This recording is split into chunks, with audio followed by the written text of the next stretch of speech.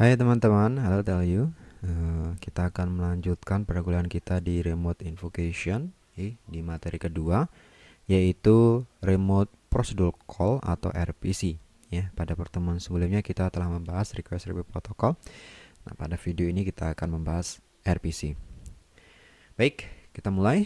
Jadi, apa sebenarnya RPC? Ya, nah, RPC ini merupakan gebrakan yang paling besar gitu ya, yang menjadi face of technology, ya, menjadi muka teknologi pertama untuk distributed computing yang menggunakan RPC, ya. Nah, tujuan dari RPC ini untuk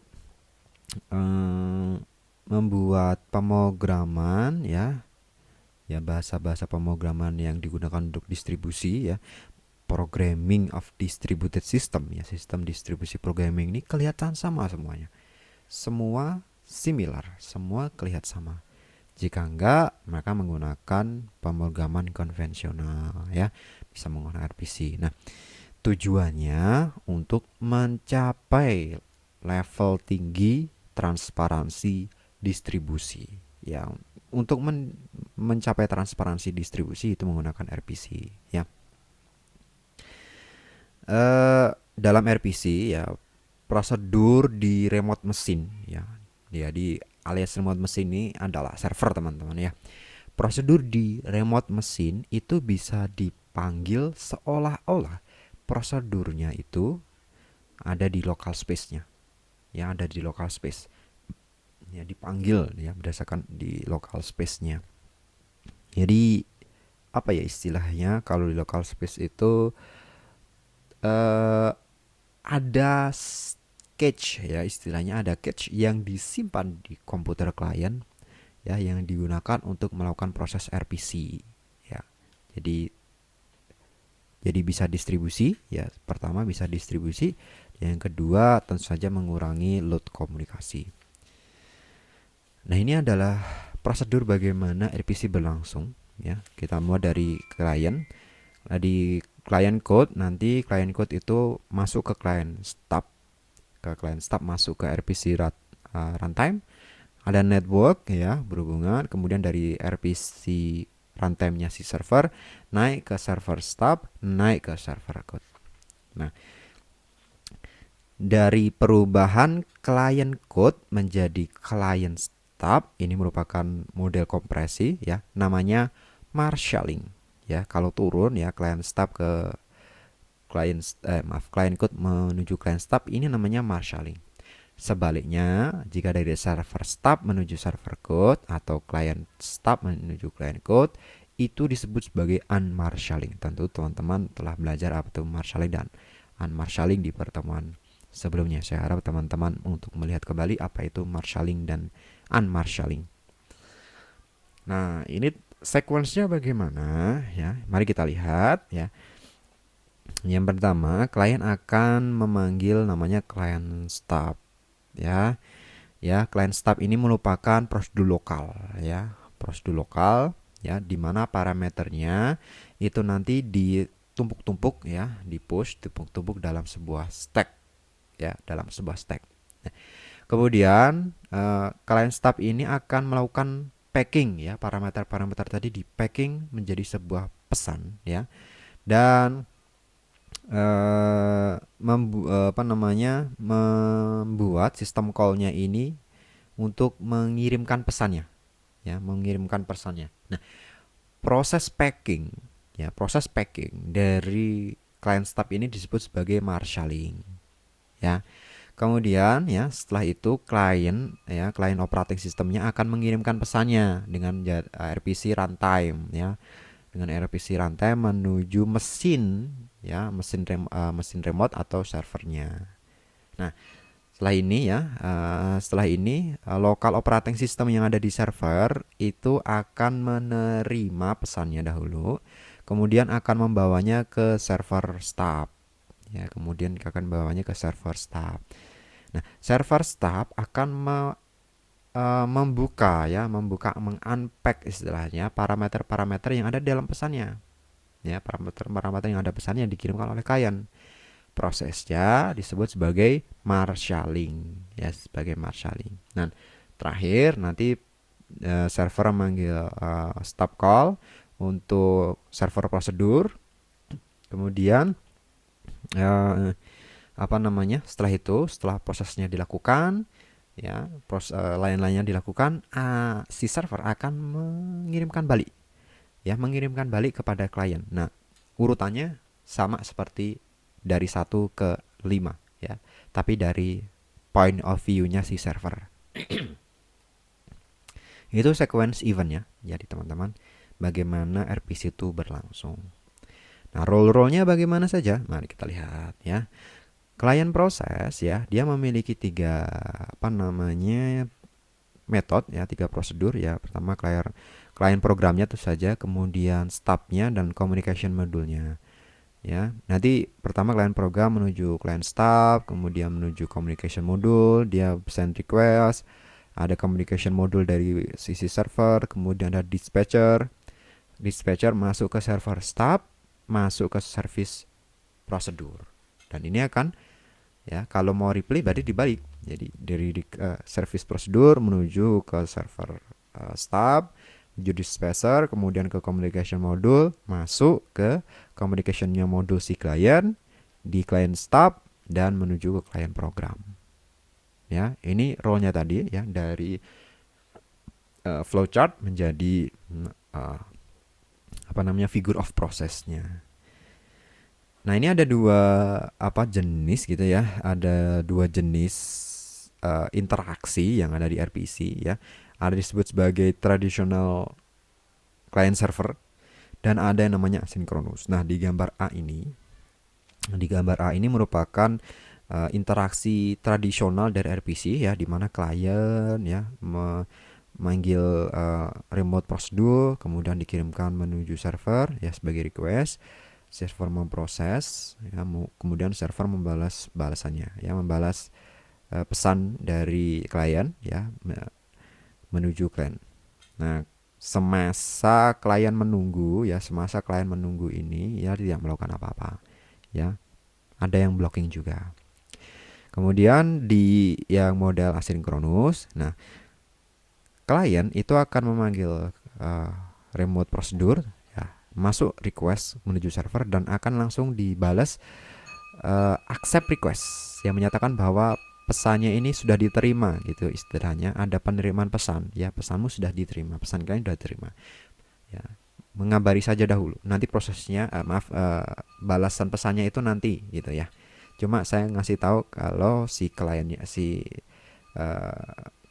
pesan si klien requestnya sudah diterima. Nah, ini itu model yang asinkronus. Jadi klien ini tidak akan menunggu untuk result ya, nggak ada waiting for result, yang ada dia cuma ada waiting for acceptance. Dengan demikian ya, klien bisa memperpendek atau meminimalisir waiting, walaupun tetap ada waiting. Cuma kalau waitingnya accept request itu pasti lebih cepat daripada balasan dari pesan ya, berbeda dengan tradisional. Nah, case study-nya dalam RPC itu ada di Sun RPC ya. Di Sun RPC ya. Sun RPC itu mendesain ya komunikasi client server di Sun Network File System ya, di Sun Network File System atau NFS-nya si Sun ya. Dalam RPC-nya si Sun ya, ini kadang biasanya kita sebut sebagai ONC atau Open Network Computing ya. Sampai sekarang pun masih banyak digunakan ya. Dan RPC ini memberikan layanan ya, memberikan layanan antar muka bahasa yang disebut sebagai XDR ya. XDR, kemudian kompilernya namanya RPC generator. Kompilernya ada RPC generator, dia ada di C punya RPC generator, dan biasanya memang digunakan di bahasa C ya. Jadi RPC itu lumrahnya digunakan di bahasa C. Itu yang ada di Sun RPC ya. Nah, secara detail ya, Sun RPC itu menggunakan XDR bahasanya, namanya bahasa pemrogramannya namanya XDR. Bindingnya itu di local service ya, disebut sebagai port mapper ya. Yang nanti memanggil court mapper. Kemudian autentikasinya itu request reply message. Autentikasinya memang demikian. Dan teman-teman bisa melihat klien dan server programnya di website di cdk5.net ya. Nanti teman-teman bisa melihat bagaimana pemrograman RPC yang ada di Sun RPC-nya.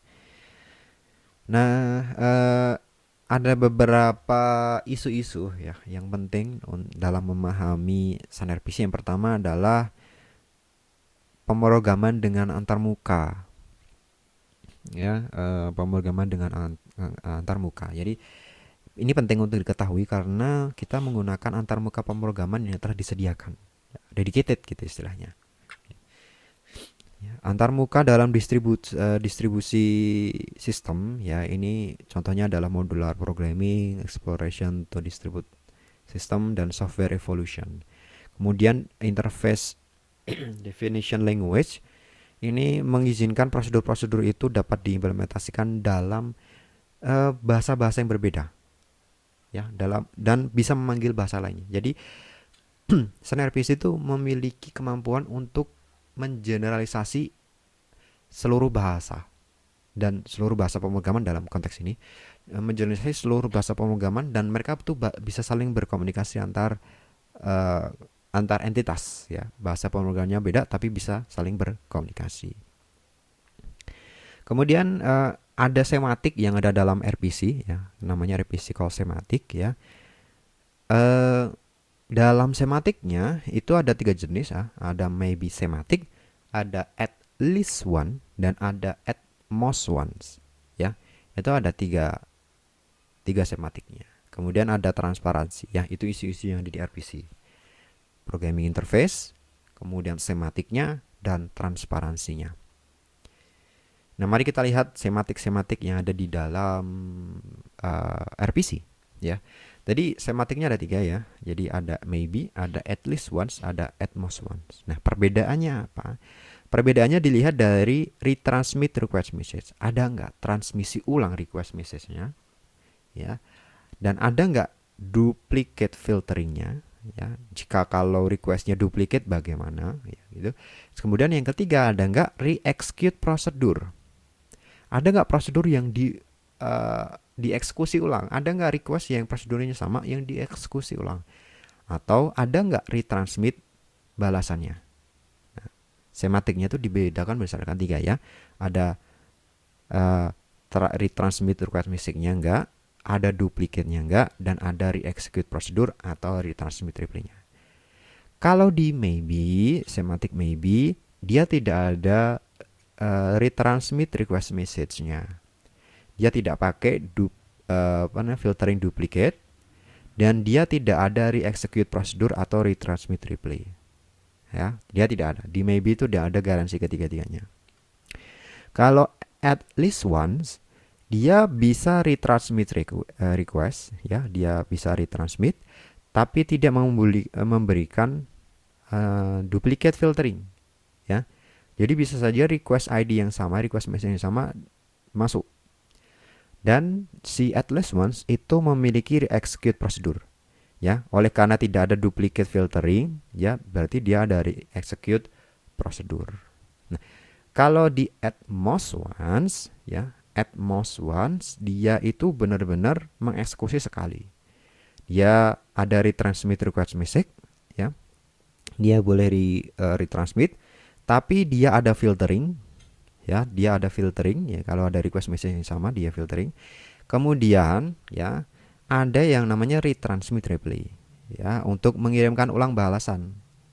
Ya, di sini ya, prosedur itu hanya dieksekusi sekali. Ya, misalkan si klien meminta ya, tapi terlalu lama misalkan nunggunya, dia minta lagi tapi udah difilter. Nah, nanti tinggal dikirimkan balasan. Nah, nanti ketika si klien mengirimkan lagi ya request message yang sama, dia difilter, kemudian tinggal mengirimkan balik yang sudah diproses. Tidak perlu melakukan prosesnya lagi.